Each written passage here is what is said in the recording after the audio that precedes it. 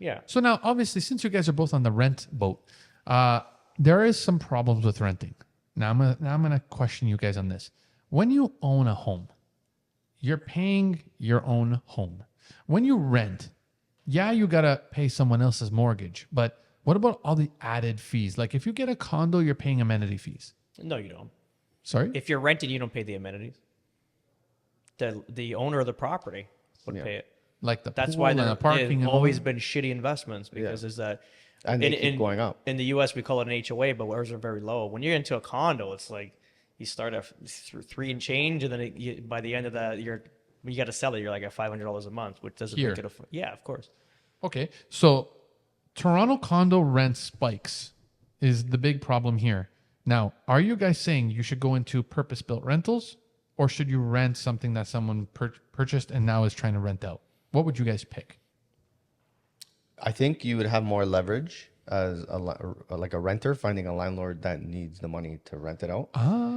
Not a builder. Not a builder. A builder, depends. The builder wants to rent it out too. This is a great question. Yeah, but it depends. It depends. If you're like a family, you're not going to do purpose-built rentals. Yeah. If you're like someone Why? that lives down, it's You're gonna move. condo. I wouldn't move my family into a condo. yeah. Oh, They don't purpose-built like single. They're family. they're like smaller like units, Like a bachelor two-bedroom. pad. Yeah, well, even Condo. two unit, like 2-bedroom units, like you're not gonna find a lot of apartments. space.